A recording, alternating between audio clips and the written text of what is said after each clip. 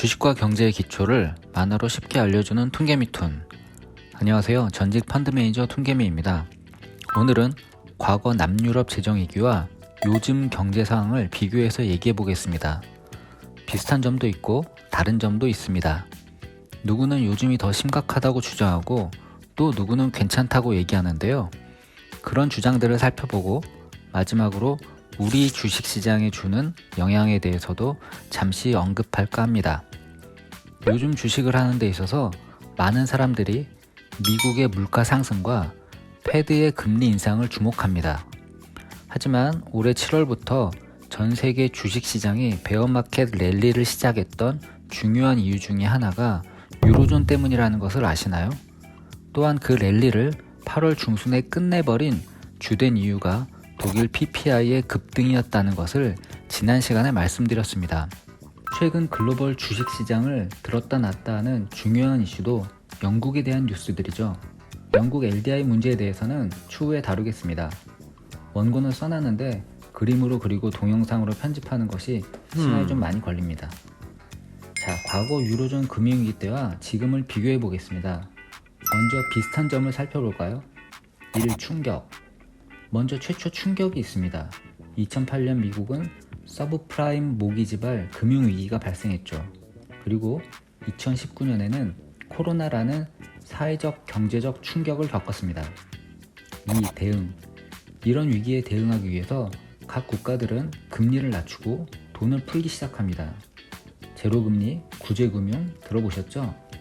이런 대응은 과거 금융위기 때와 이번 코로나19와 비슷합니다. 3. 부작용. 이런 대응으로 인해 부작용이 발생합니다. 하나는 인플레이션이고 다른 하나는 국가 재정이 부실화되는 것이죠. 이런 모습도 예나 지금이나 비슷합니다. 4. 부작용 대응. 부작용이 생기니 다시 대응합니다. 금리를 올리고 양적 완화를 중단하거나 걷어들이는 것이죠. ECB는 2011년 초 기준금리 인상을 단행했습니다. 그리고 이번에는 2022년 7월 기준금리를 50베이시스포인트 인상했습니다. 5. 반작용. 그러자 상태가 안 좋은 국가 또는 은행이 나타납니다. 2011년에는 이미 그리스가 문제였고 금리가 오르자 피그스 국가 및 은행에 CDS가 급등했다고 지난 시간 말씀드렸습니다. 올해는 어떤가요? 이미 영국 재정과 관련해서 뉴스에서 시끄럽게 떠들고 있죠. 얼마 전 크레딧 스위스 은행이 위험하다는 뉴스도 들어보셨을 것입니다. 어떤가요? 마치 데자뷰와 같지 않으신가요? 그러나 차이점도 있습니다. 어떤 차이점이 있을까요? 1. ECB 대응. 일단 과거에는 유로존의 약한 나라들을 돕는데 시간이 걸렸습니다. 독일과 피그스 국가 간 시각차가 있었다고 말씀드렸죠. 그러나 올해는 ECB의 대응이 좀 다릅니다. 지난 7월 ECB는 이런 약한 고리를 돕기 위해 두 가지 수단을 발표합니다. 그것은 1. PPP의 탄력적인 재투자와 2. TPI, 즉 전달 경로 보호수단이라는 것입니다. 단어도 어렵고 개념도 모호하니 둘 다 그냥 쉽게 ECB가 재정이 약한 국가의 국채를 사서 돈을 풀어주겠다 정도로 이해하시면 될 것 같습니다. 이번에는 독일도 반대하지 않고 잠잠히 있고요. 따라서 앞서 얘기했듯이 7월에 이런 정책이 나오자 글로벌 증시가 베어마켓 랠리를 시작했다고 보는 분석이 있는 것입니다.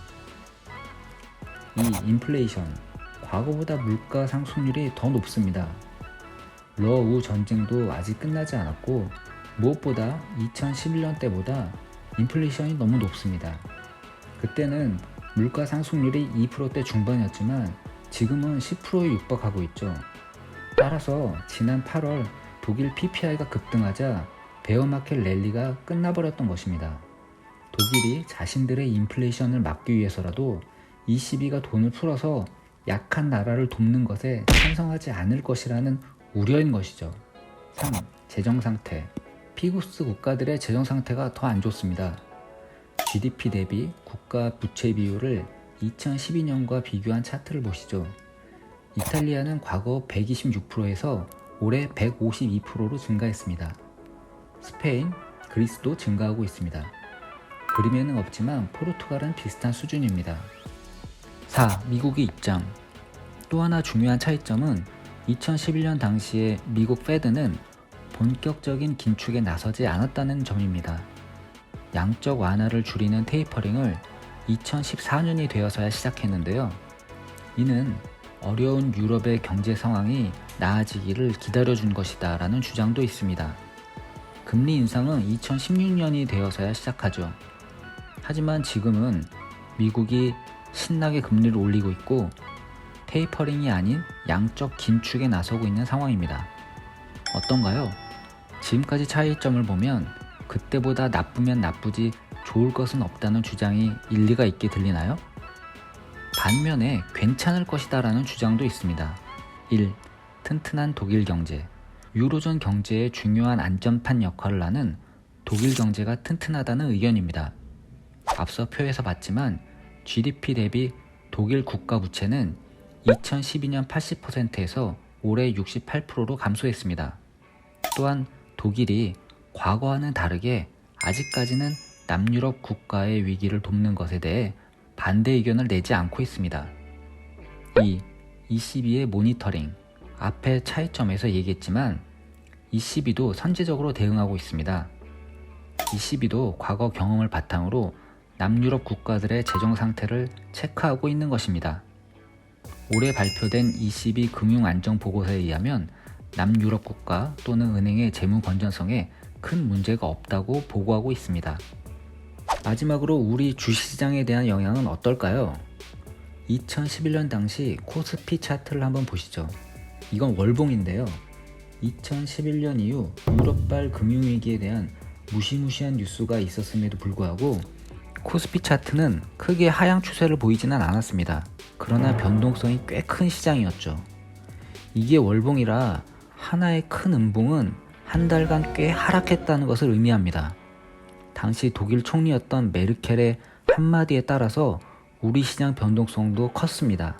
그러나 우리 증시가 하락 추세를 보이지 않았던 이유는 미국 경제는 회복 단계에 있었고 미국이 양적 완화를 진행하고 있었기 때문일 것입니다. 즉, 이는 오늘날 유럽 위기가 발생한다 하더라도 미국이 괜찮다면 우리 시장도 변동성은 클지언정 버틸 수 있다는 의미로 받아들일 수도 있지 않을까요? 자, 이상 과거 유로존 금융위기와 지금의 경제 상황을 비교해서 알아봤습니다. 여러분은 어떻게 생각하시나요? 유럽발 주식 폭락이 또 올까요? 통계미도 잘 모르겠습니다. 영국 LDI 문제도 해결이 된 건지 확실치 않고요. 이탈리아의 새로운 총리에 대한 우려도 많은데 어떤 정책을 펼지 그에 대한 시장의 반응은 어떨지 지켜봐야 할 것 같습니다. 자, 이것으로 유럽발 경제 위기에 대한 세계의 동영상을 마무리하겠습니다. 미래에 큰 위기가 올지는 잘 모르겠지만 과거와 지금의 상황을 파악하고 있으면 주식 투자자들에게 대응하기 좀 쉽지 않을까요? 초보 개미분들에게 도움이 되길 기대해 봅니다. 감사합니다.